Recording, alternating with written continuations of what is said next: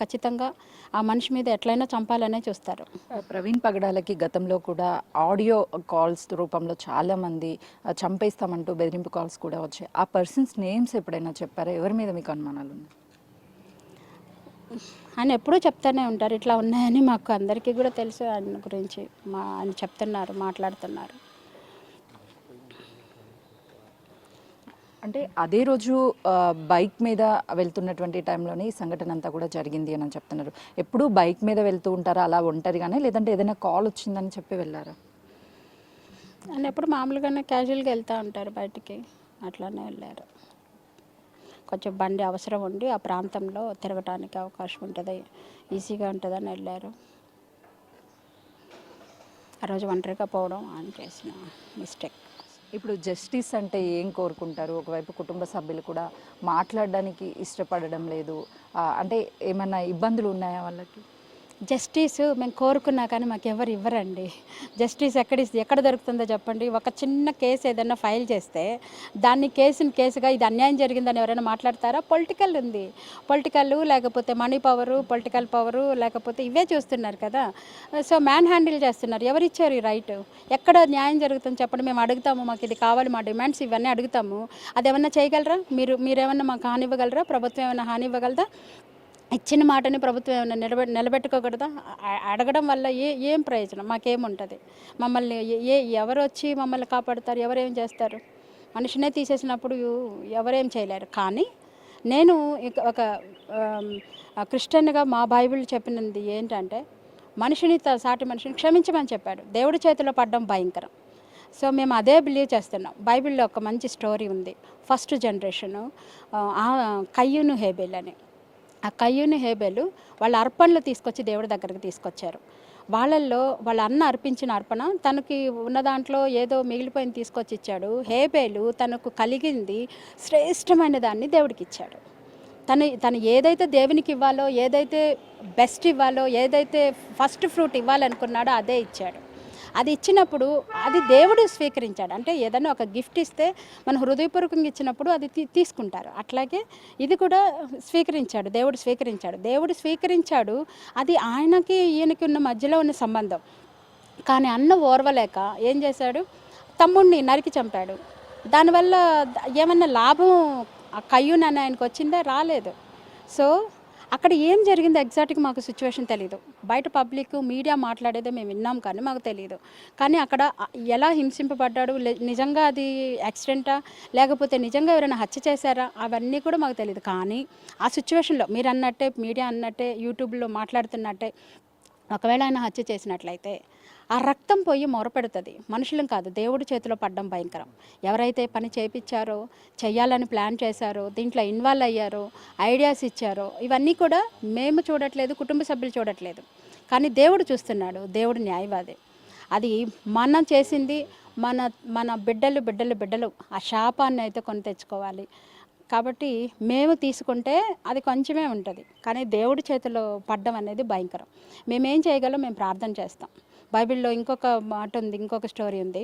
అంటే ఇశ్రాయేలు ప్రజలు అమాలేకీయులు యుద్ధం జరుగుతున్నప్పుడు వాళ్ళు ఏమి చేయలేక క్రైస్తవులు అనేవాళ్ళు ఇశ్రాయేలు ప్రజలు చేతులెత్తేశారు. దేవుడి వైపు చేతులెత్తి ప్రార్థన చేశారు.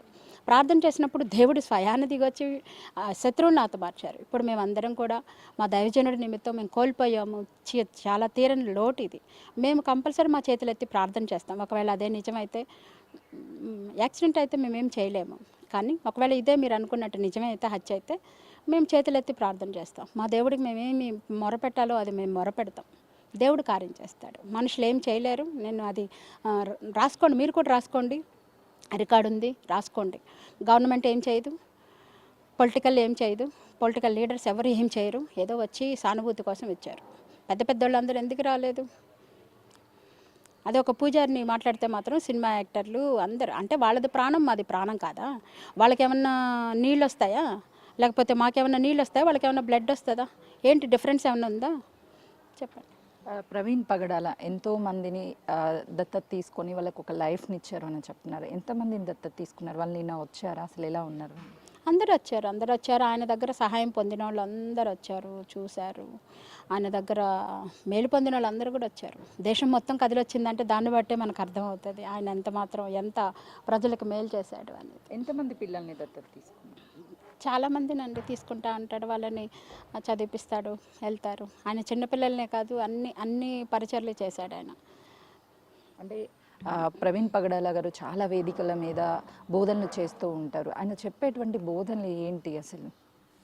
ఆయన దేవుని రాజ్యం కట్టడం. మా యేసుప్రభు మాకేం చెప్పాడో, దేవుని ప్రేమను చూపిమన్నాడు, ఆ సిలువలో పలికిన మాటలు ఏవైతే ఉన్నాయో, ఏవైతే ఆయన చెప్పాడో అదే ఆయన చెప్పాడు. దేవుని రాజ్యం కట్టండి, మనకు హాని చేసిన వాళ్ళని క్షమించమని యేసుప్రభు చెప్పాడు. మేమందరం కూడా ఆయన్ని సరదాగా పిలుస్తాం యేసుప్రభు తమ్ముడు అని. సో ఆయన యేసుప్రభు తమ్ముడు నిజంగానే అట్లాగనే ఆయన మార్గంలో నడుచుకున్నాడు.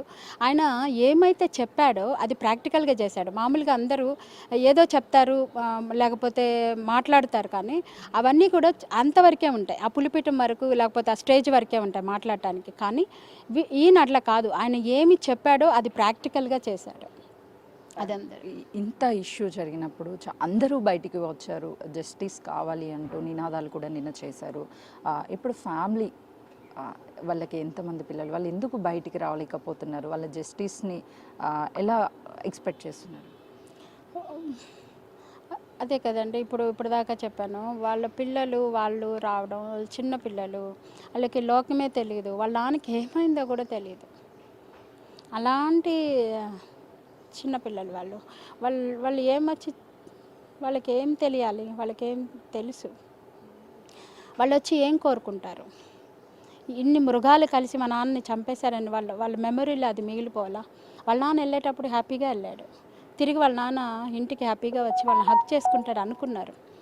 సో వాళ్ళు అందుకే బయటికి రావటానికి ఈ భయంకరమైనటువంటి క్రూరులు మృగాలు పక్కనే ఉన్నాయి, పక్క బల్లిపోట్లు పొలిసిన వాళ్ళు కూడా ఉన్నారు.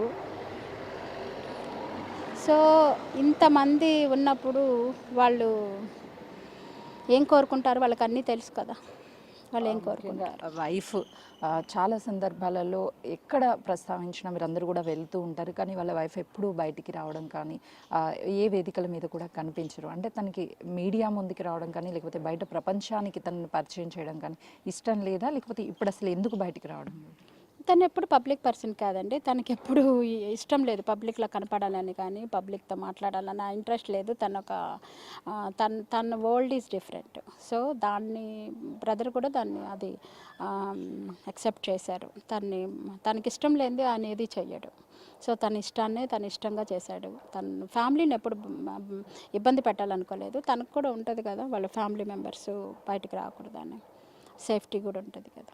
అందుకే ఇప్పుడు బయటికి వచ్చి న్యాయం కోసం కానీ లేకపోతే బయట ఎందుకు మాట్లాడలేకపోతున్నారు? ఏమైనా ప్రాణహాని ఉందనా, లేకపోతే దాని వెనక్కి అంటే ఇప్పుడు మీరే చూస్తున్నారు, ఏ న్యాయం జరిగినట్టు నాకు ఒక్కటి చూపించండి.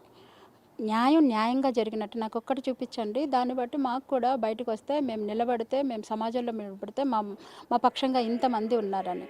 ఇప్పుడు అంతమంది ప్రజలు వచ్చారు. నిన్న 2 పాస్టర్లు యాక్సిడెంట్ అయిపోయి చనిపోయారు. వాళ్ళ కుటుంబాలకి ఏం చేస్తారు? ఈ కుటుంబానికి ఏం చేస్తారు? లేకపోతే ప్రజలు వచ్చి ఏమైనా నిలబడతారా? లేకపోతే ఆయనతో కూడా వీరమరణాలు ఏమైనా అవుతారా? ఏం లేదు. సో ఆయన అట్లా యేసుప్రభు కూడా ఇక్కడికి వచ్చాడు. యేసుప్రభు చేయాల్సింది ఆయన ఏం చేయలేదు. ఆయన అందరినీ పాపులను రక్షించాడు, గుడ్డి వాళ్ళని, కుంటి వాళ్ళని, మోగవాళ్ళని అందరినీ స్వస్థపరిచాడు. తీసుకుపోయి చంపేశారు పక్కనున్న వాళ్ళే, తన శిష్యులే. తను 12 మంది శిష్యులు, యేసుప్రభుకి 12 మంది శిష్యుల్లో నమ్మకంగా ఉండేవాళ్ళే కత్తిపోటు పడిశారు, తన శిష్యుడే. సో అట్లాగే ఇది కూడా చేశారు. ప్రవీణ్ పగడాలతో వాళ్ళ భార్యకి చాలా గుడ్ మెమరీస్ ఉంటాయి. వాటన్నిటినీ కూడా తట్టుకొని ఇప్పుడు ఇక లేరు అన్న విషయాన్ని జీర్ణించుకోలేకపోవచ్చు. ఎక్కువగా ఎలాంటి మెమరీస్, మీరు కూడా చాలా దగ్గరగా ఉండి చూసినటువంటి వ్యక్తులు కాబట్టి ఏం చెప్తున్నారు ప్రస్తుతం ప్రవీణ్ పగడాల మిస్సెస్? తను బ్యాడ్ మెమరీస్ ఏవైతే ఎప్పుడు జరిగిందో ఈ 24th నుంచి ఆ బ్యాడ్ మెమరీస్ తను పెట్టుకోవాలనుకోవట్లేదు. తన భర్త వెళ్ళేటప్పుడు ఎంత హ్యాపీగా వెళ్ళాడు, ఏ విధంగా వెళ్ళాడు, ఆ సిచ్యువేషన్స్ అన్నీ కూడా తను రీకలెక్ట్ చేసుకొని దానిలో సంతోషిస్తుంది. నాకు అవి చాలు, ఇప్పటి వరకు ఉన్న మెమరీస్ అన్నీ కూడా నాకు అవి చాలు. సో నాకు ఇంతవరకే ఉంది.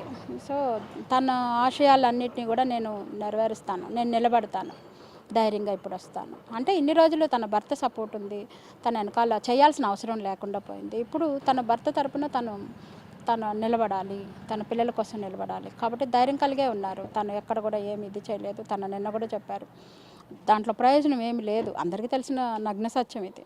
నిలబడడం వల్ల, బయటికి రావడం వల్ల దాంట్లో ఏం ప్రయోజనం లేదు. ప్రవీణ్ పగడాల మృతి చెందిన తర్వాత అతను ఎలా చనిపోయారు ఏంటి అనేది మాత్రము యాక్సిడెంట్గా క్రియేట్ చేస్తున్నారు. అసలు ఏం జరిగిందో ఏంటి అనేది ఆ దేవుడికే తెలుసు. ఖచ్చితంగా మాకు దేవుడు న్యాయం చేస్తాడు. ప్రవీణ్ పగడాల భార్య గతంలో బయటికి రాకపోవచ్చు, కానీ ఇప్పుడు తను ఉన్నటువంటి ఆశయాలన్నిటినీ కూడా ముందుకు తీసుకొచ్చి ముందుకు వస్తుంది. కానీ ఎవరైతే ప్రవీణ్ పగడాలని హతమార్చారో ఆ వ్యక్తులకి దేవుడు శిక్షిస్తాడు, మాకు నమ్మకం ఉంది అని సిస్టర్ శ్రీదేవి చెప్తున్నారు. కెమెరామెన్ శ్రీనుతో సుజాత.